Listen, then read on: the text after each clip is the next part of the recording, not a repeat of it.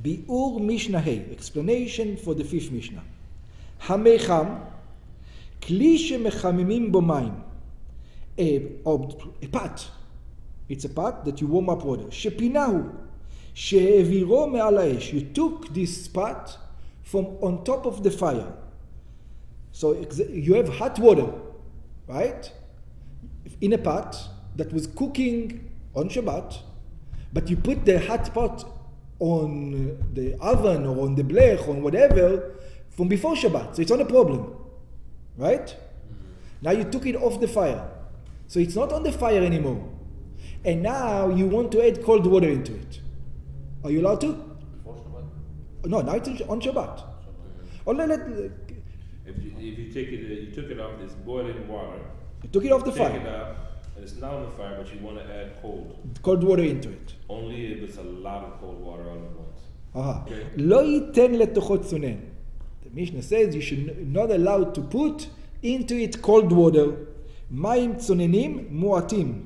Bartenura says the Kehati says your point. You're not allowed to put cold water a little bit. A lot, maybe you're allowed to. That's what you were bringing before. Right? You're not allowed to put a little cold water. Why? בשביל שיחמו. Because those cold water is going to get what? Heated up. שיתחממו מן המים החיים שבתוך המחם, שיש בזה משהו בישול. בשבת. Because this is called cooking בשבת. אבל נותנו לתוכו, או לתוך הכוס, כדי להפשירן.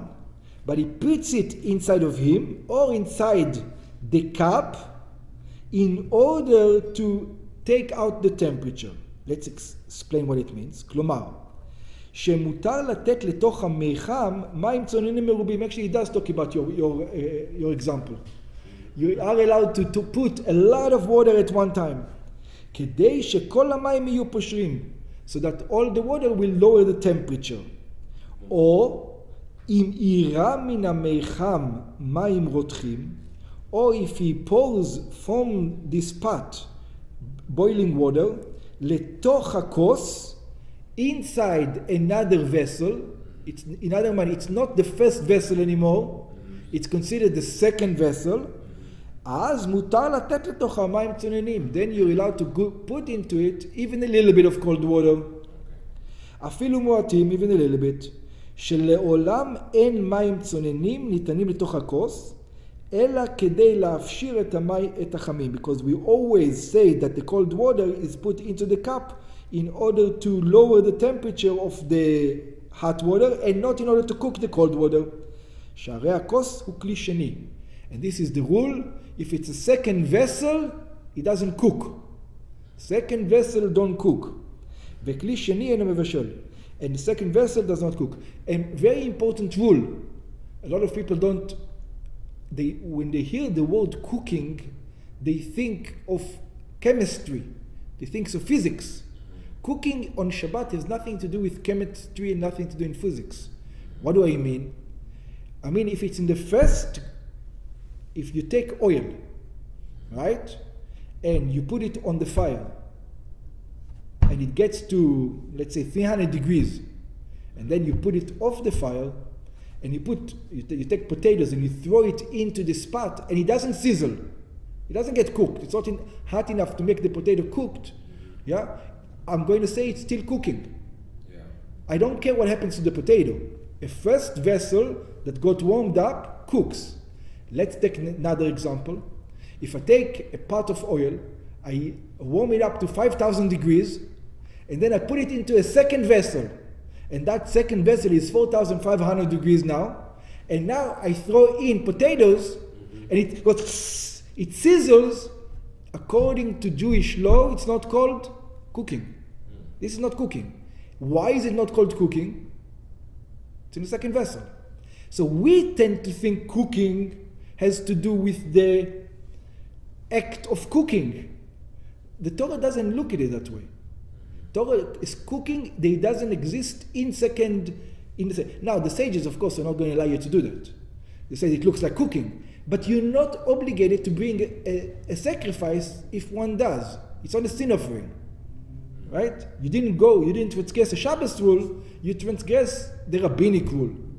Because the sage says it looks like cooking, therefore we're not going to let you do it. But not because it is cooking, just because it looks like cooking. Yeah? I wondered if it has to do with the looking, because of the look. That's right, because it looks, not because they're actually cooking getting done. If you cooked in the first vessel, even if it's cooled down, it looks like cooking. Even if it doesn't get cooked. Right, even if it doesn't get cooked. It's not because it looks like cooking. This is called cooking. It is cooking. It is cooking from the Shabbos. And if a person does it by mistake, he has to bring a sin offering. Yeah. If he does it on purpose, there's a death penalty. Yeah. Yeah. But for the rabbinical, the evidence, okay, I'm not sure. Yeah. He doesn't have to bring a sin offering. He doesn't have to bring a sin offering, nor can you give him a death penalty for it. Okay. So let's continue. Ha'ilpas ve'akdera. The two kind of parts, I'm not quite sure what's the difference between them. She'eviran merotchim. That you took them off the fire on Friday. She'horidam samuch lechashecha me'al ha'esh kshem rotchim. You took them off the fire before Shabbat. Right? When they were still boiling. Lo yiten letochan tavlin. So in other words, when Shabbos came in, they're not going to get warmed up anymore. So it says, just one second. I understand that if it was cooked on Shabbat, you're not allowed to cook it. But over here, it wasn't cooked on Shabbat. It wasn't cooked on Shabbat. There was no cooking on Shabbat taking whatsoever. You took them off the fire before Shabbat. So the question now is, are you allowed to put something inside them? Are you allowed to use them as a cooking sauce? So let's say, Lo yiten letochan tavlin. One should not wait and spice them up on Shabbat. Mishetachshach. Why? Shekol zman shem rotchim. That as long as the temperature is still hot, ad shehayad soledet bahem. What does it mean hot? That you can't keep your hand inside, that your hand will remove itself. Harei mevashlim et hatavlin. They are still cooking the tavlin, the spices. Now, notice what it says. It doesn't say they're cooking chicken. They're not going to cook chicken maybe. But spices are quick to cook. They cook quickly, and therefore they're not allowed to. שניתנים לתוכם. אבל נותן הוא תבלין, but he's allowed to put spices, לתוך הקערה, inside a bowl, שירה לתוכה את התבשיל מתוך הגדרה או האלפס. So this is what he's allowed to do. He takes the pot off the fire, whatever it is, let's say it's soup, right? And then he cannot bring the pot into the Shabbos table and spice it up and then take from it. He's not allowed to. But you know what he can do?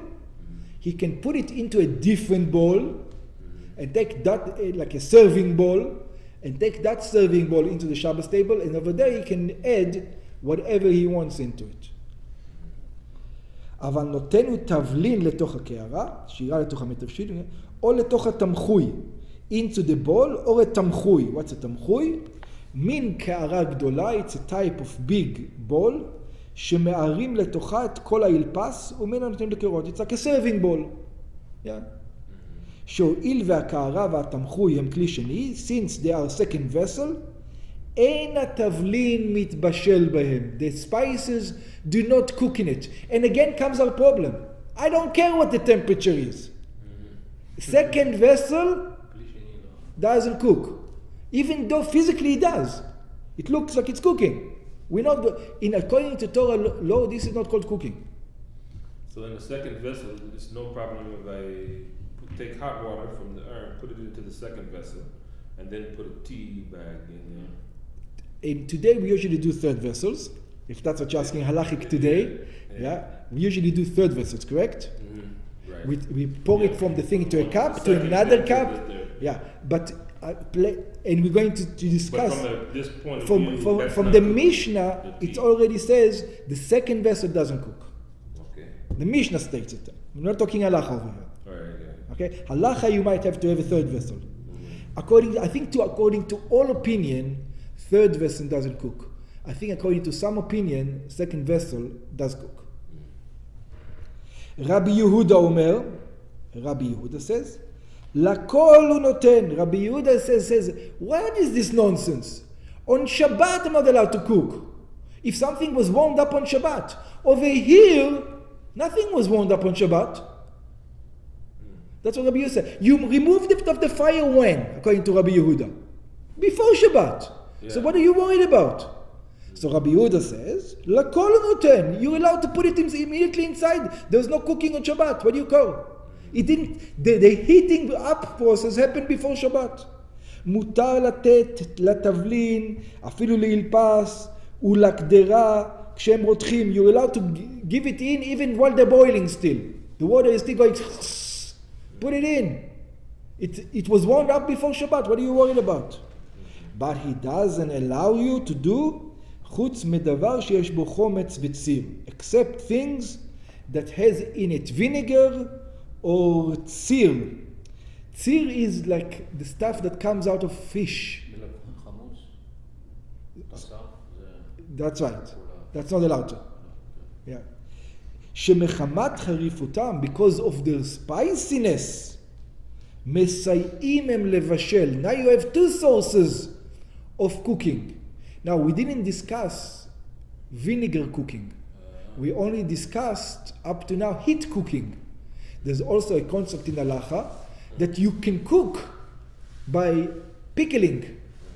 Pickling is also a cooking process, putting something in vinegar or in salt. Yeah, might also be considered a cooking process. And they used to pickle in those times either in vinegar or in tzir. Tzir is like the stuff that comes out of fish. ציר היינו רוטב היוצא מדגים הנמלחים. This is the wet stuff that comes out from salted fish.